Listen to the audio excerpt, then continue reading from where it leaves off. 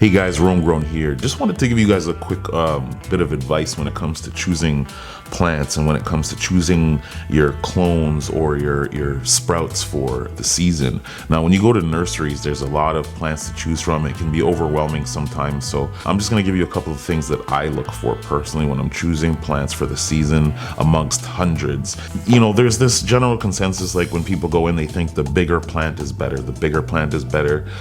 You know, maybe even it has a thicker stem or whatever. So there's a few things to consider when you're choosing a plant. Now, obviously, variety has a lot to do with how the plant's going to grow. Not all varieties are the same, but I'm just going to use these two plants here as an example. Now, your instinct is to think that the shorter plant is not going to yield as good as the bigger plant, so a lot of people will just be quick to take the taller plant.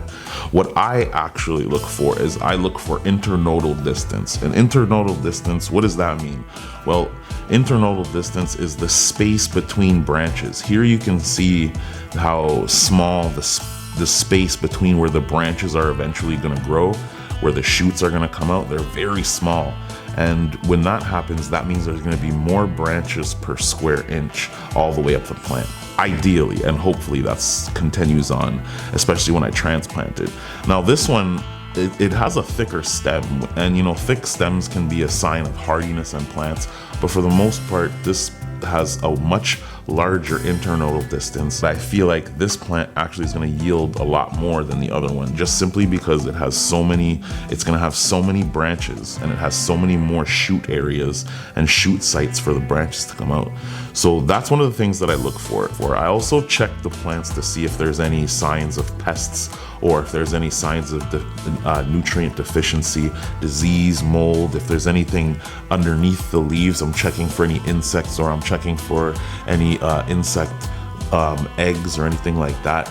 Anything that's going to become a problem late down the line, especially if I'm planting it next to all my healthy plants. I want to make sure that I'm starting everything off on a good note. So I'm just inspecting the soil and that sort of thing. So those are the things that I'm looking for. And the other thing I look for is plants that are already putting out fruits and flowers, ones that are already producing pods and areas for pods to grow. Now, at the end of the day, I'm going to be plucking those off before I put those in the ground, because I want the plants to be focused on vegetative growth and not flowering plants and producing pods just yet. So, you know, the way these plants are grown is they're grown in mass, and, you know, they're put into trays, and they're basically fed sporadically and not evenly. Like, for instance, I haven't fed these plants. This is basically almost bone dry. Like, end of the day, it's going to be bone dry, and this one has a lot of moisture to it. So, you know, some of these plants are getting watered, some of them aren't. That can also lead to the shape and the color of the overall plant. You know, some of them are going to be a lot more rich in color. Now, obviously, once again, genetics can diversify and make that a different color, but for the most part, you can tell when a plant needs a feed, and if they're looking a little bit unhappy. We're gonna get these in the ground. Thanks to you guys. Thank you guys again for watching, and that's I hope that helps when you guys are picking out clones in the nursery, and it gives you a little bit of a guide as to the things that I look for, and that's part of the reason that my plants do so well every year.